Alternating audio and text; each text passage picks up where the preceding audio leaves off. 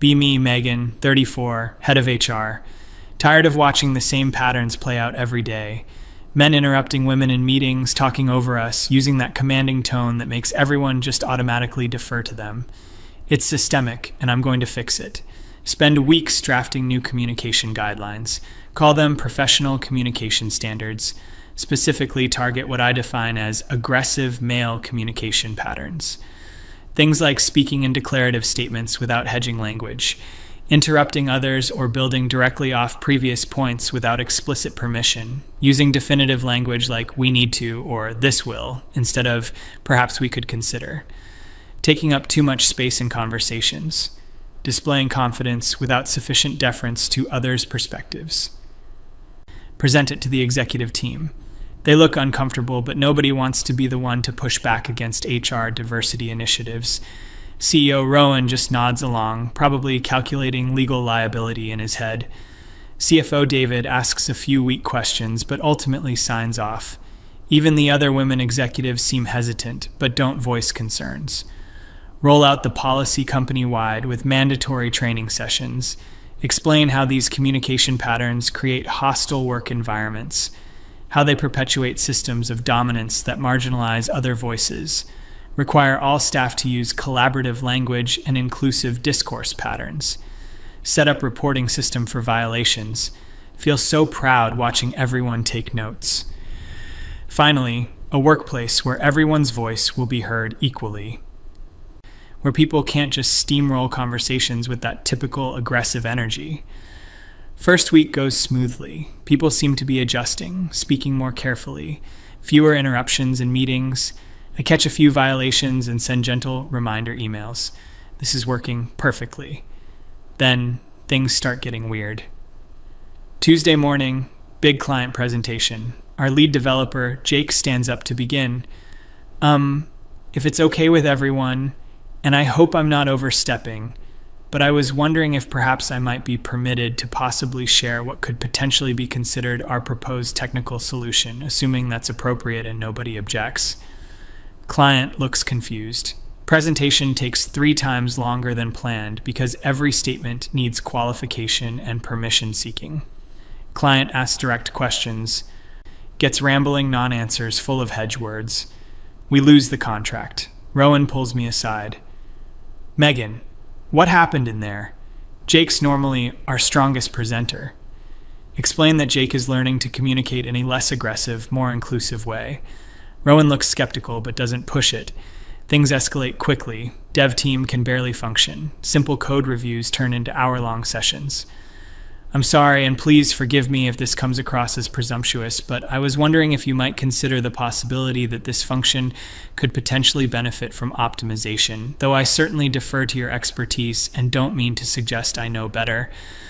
Nobody can give direct feedback anymore. Bugs start slipping through because no one will clearly identify problems. Accounting department falls behind on invoicing. Sarah from Accounts Payable spends 10 minutes asking permission before explaining basic billing issues. I hope it's appropriate for me to mention, and please stop me if I'm out of line, but there might possibly be some kind of issue with the Johnson invoice, though I could be completely wrong. Even simple email chains become nightmares. Every message hedged and qualified to death. Nobody can make clear decisions or give direct instructions. Productivity plummets. The women employees are following the rules too. Lisa from marketing can't even present campaign ideas without endless qualifiers. Jennifer from sales loses deals because she can't speak confidently about our services. They're interpreting aggressive communication patterns broadly and neutering their own effectiveness. I start getting complaints, but not the kind I expected. People aren't complaining about the policy itself. They're asking for clarification on the rules, requesting more detailed guidelines on acceptable language, wanting to ensure they're in full compliance. Rowan schedules emergency meeting with executive team, conference room full of hedge words and endless qualification. Perhaps we might consider the possibility that there could be some challenges with current operational efficiency, though I certainly don't want to suggest anyone is at fault. Nobody can have a real conversation. Meeting runs 3 hours and accomplishes nothing. Clients start noticing. Our biggest account asks why everyone sounds so uncertain and indirect. Competitor swoops in with confident presentation and steals the business. Revenue drops 30% in 6 weeks. Still getting reports of violations. Thomas from IT gets written up for saying the server is down instead of, I believe there might possibly be an issue with the server, though I could be mistaken. Rebecca from legal gets reported for using the phrase, we must comply with regulations, instead of requesting permission to share her legal opinion. The malicious compliance is perfect. Everyone's following the rules exactly as written. They're being scrupulously careful to avoid any language I defined as aggressive, requesting permission before speaking, hedging every statement, deferring constantly to others, never making definitive claims. But somehow this is backfiring. The office is chaos. Nothing gets done. People seem almost robotically compliant. There's this weird energy, like everyone's performing compliance rather than embracing it. Rowan calls me in for serious conversation. Megan, we need to talk about these communication guidelines. Productivity is down across all departments. We're losing clients. The team can barely function. Explain that this is just an adjustment period. Change is always difficult. We're dismantling harmful patterns that have existed for decades, short-term disruption for long-term equity. But people can't even answer direct questions anymore. Yesterday, I asked David for the quarterly numbers, and he spent 5 minutes asking permission to potentially share information that might be considered financial data. Tell Rowan that David is learning not to assume authority. He's being more collaborative and inclusive in his communication. This is exactly what we wanted. Rowan looks exhausted. No, Megan, this isn't what we wanted. We wanted better communication, not paralyzed communication. People are afraid to speak up in meetings. Decisions aren't getting made. We're hemorrhaging money. Suggests that maybe Rowan is uncomfortable with losing his traditional communication privileges. Maybe he's feeling threatened by more equitable discourse patterns. Rowan gets that look, the one men get when they're trying not to say something. Megan, I'm going to be very clear with you. These guidelines are causing serious operational problems. We need to revise them immediately. Notice he said, I'm going to be very clear. Classic aggressive male communication pattern. Write him up for violation of policy. Explain that his definitive language creates hierarchical power dynamics. He just stares at me. You're writing me up for telling you there's a problem with your policy. Explain that the way he's communicating is exactly what the policy addresses. He should have said something like, perhaps we might consider reviewing the guidelines if possible. Rowan suspends the policy pending review. Claim he doesn't have authority to unilaterally suspend HR diversity initiatives. Threaten legal action for creating hostile work environment. He backs down temporarily, but damage is spreading.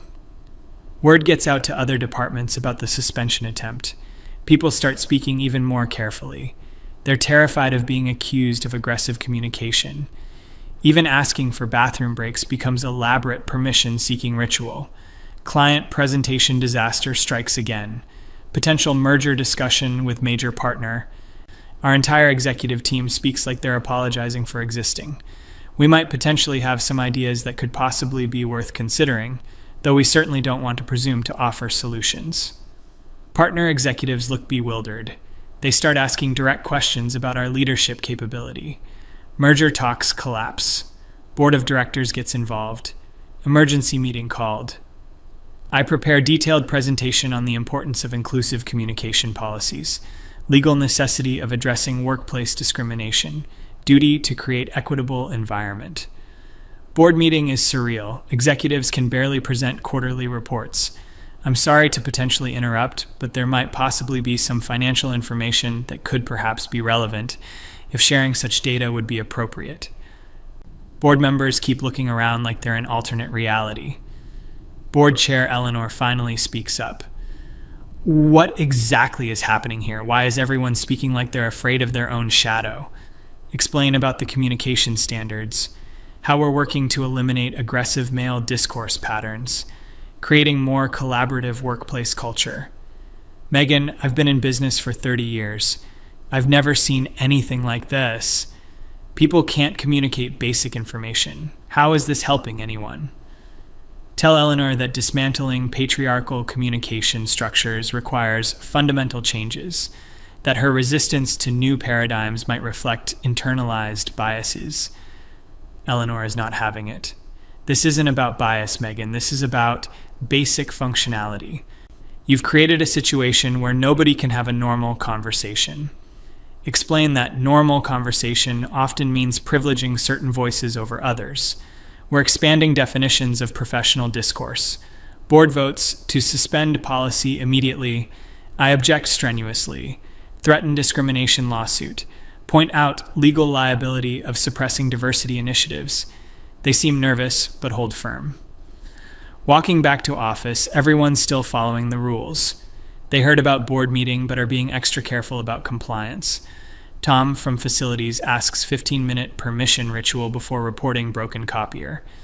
Jennifer from sales submits written requests to potentially discuss client concerns. Check email, dozens of messages, all following policy guidelines.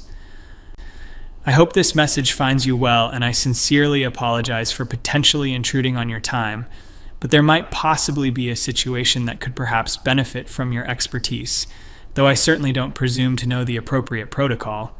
Every single employee is robotically following the communication guidelines, but somehow it's all wrong. They're weaponizing compliance, turning my carefully crafted policy into some kind of performance art. Rowan sends company-wide email suspending the policy. Employees respond with perfectly compliant messages. Thank you so much for potentially sharing this information, and please forgive me if this response is inappropriate, but I was wondering if you might clarify whether the suspension means we should perhaps consider returning to previous communication patterns, though I certainly don't want to assume anything. The malicious compliance continues even after suspension. People claim they're confused about which rules apply when. They want everything in writing. Demand training sessions on acceptable communication post-suspension. Insist on gradual transition period with detailed guidelines. Productivity remains destroyed. Clients continue fleeing. Internal operations completely dysfunctional. But everyone's being so perfectly, maddeningly compliant with my original vision. Rowan calls me in again. Megan, the policy is suspended. Why are people still communicating like this? Explain that changing communication patterns takes time. People are probably just being cautious during transition period. Suggest he's being impatient with necessary cultural shift. No, Megan.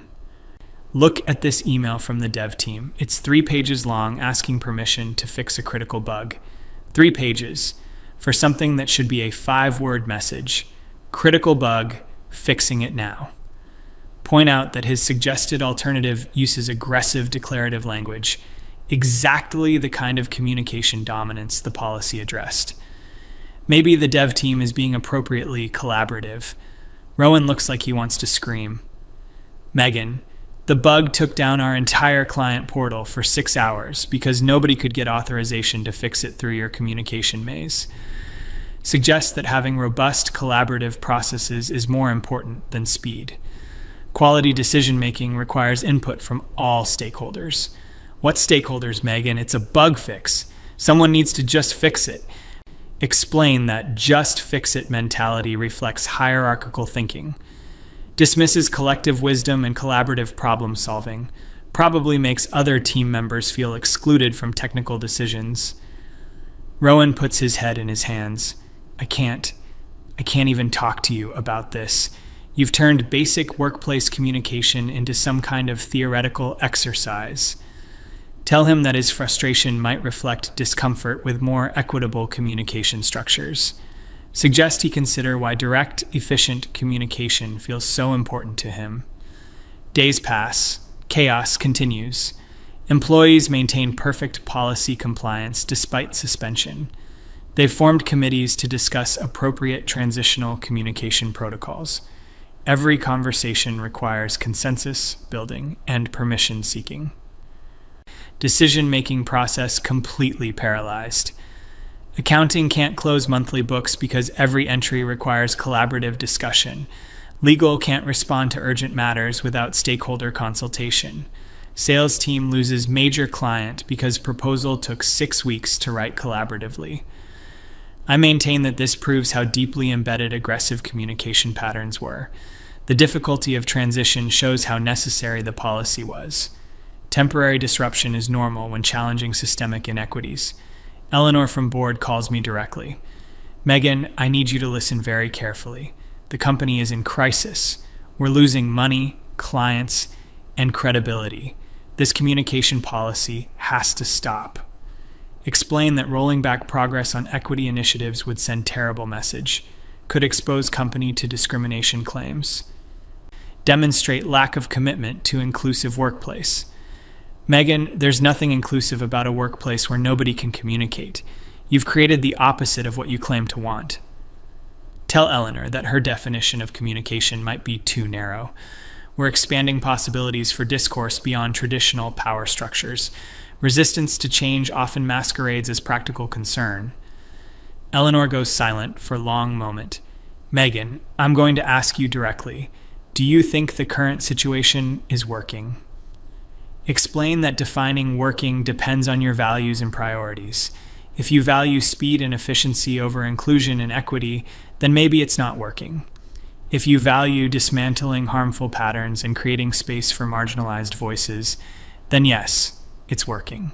Megan, there are no voices at all. Nobody can say anything. How is that helping marginalized people? Point out that absence of dominant voices creates opportunity for others to emerge. Silence from traditionally powerful speakers allows space for alternative perspectives. She's probably just uncomfortable with shifting power dynamics. Board meets again, votes to completely rescind policy and ban any similar initiatives. Threaten my position if I continue pushing communication restrictions. I document everything for potential legal action. Return to office. Employees still communicating in elaborate compliance patterns. They've now created formal protocols for post-policy communication. Require written requests to resume traditional discourse styles. Formed committees to evaluate appropriate transitional measures. The perfect malicious compliance continues.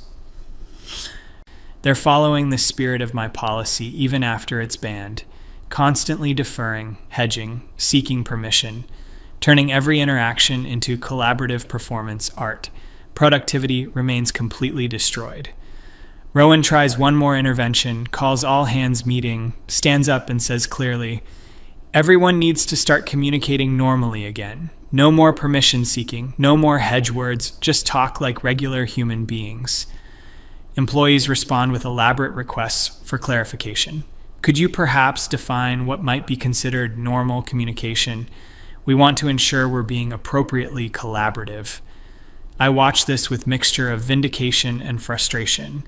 They're proving my point about how deeply embedded these patterns are, but somehow they're also undermining everything I worked for. Their exaggerated compliance is making my policy look ridiculous. Weeks later, company starts hiring consultants to fix communication dysfunction. Consultants are baffled by what they find. Employees robotically following non-existent policy guidelines, requesting permission for basic job functions, hedging every statement to death. I get called into final meeting with Rowan and Eleanor. Megan, we need to understand what happened here. Why won't people just communicate normally? Explain that normal is subjective and culturally constructed. Maybe what they're seeing is people being more thoughtful about inclusive discourse. Resistance to change often creates temporary operational challenges. Megan, it's been 3 months. People are still asking permission to answer direct questions. This isn't thoughtfulness, it's paralysis. Suggest that their impatience with collaborative processes reveals attachment to hierarchical efficiency. Maybe they should examine why slow, consensus-based communication feels so threatening. Eleanor leans forward. Megan, I'm going to ask you one more time. Do you take any responsibility for what's happening in this office? Explain that change is always difficult. Dismantling systemic inequities requires sustained effort. Temporary disruption is normal when challenging established power structures. What about the employees who can't do their jobs? What about the clients we've lost? What about the money we're hemorrhaging? point out that those metrics reflect traditional values around productivity and profit. Maybe we should be measuring success differently, considering impact on workplace equity and inclusive culture. They look at each other. Rowan speaks quietly. Megan, you're fired. File wrongful termination claim. Document pattern of discrimination against diversity initiatives. Prepare case around retaliation for implementing equity policies. They've played right into my hands. Leave office while employees continue their elaborate compliance performance. Still requesting permission for basic communications. Still hedging every statement. Still creating committees for simple decisions. My policy lives on in their perfect, maddening adherence to its principles. Months later, hear through former colleagues that company eventually hired deprogramming consultant. Took nearly a year to get people communicating normally again. Massive financial losses. Several clients never returned. Legal fees from my lawsuit. But I know I was right. The resistance to my policy just proved how necessary it was. Their inability to adapt showed how deeply embedded toxic communication patterns had become. The chaos was evidence of systemic dysfunction, not policy failure. Now working at new company, already identifying problematic communication dynamics, planning more sophisticated approach to inclusive discourse policies. They won't catch me off guard this time. Some people just aren't ready for real change. But that doesn't mean we stop fighting for equity. Next time, I'll build better enforcement mechanisms, create clearer accountability structures, develop more comprehensive training programs. The work continues. Because dismantling patriarchal communication structures is too important to abandon, even when people maliciously comply their way into proving your point. Even when they can't handle the necessary disruption of meaningful change, especially when they blame you for their own resistance to growth. They showed exactly who they really were, and I showed exactly who I really am. Someone willing to fight for justice even when it's inconvenient. Even when people weaponize compliance to undermine progress. Even when they choose dysfunction over equity. Onward to the next battle.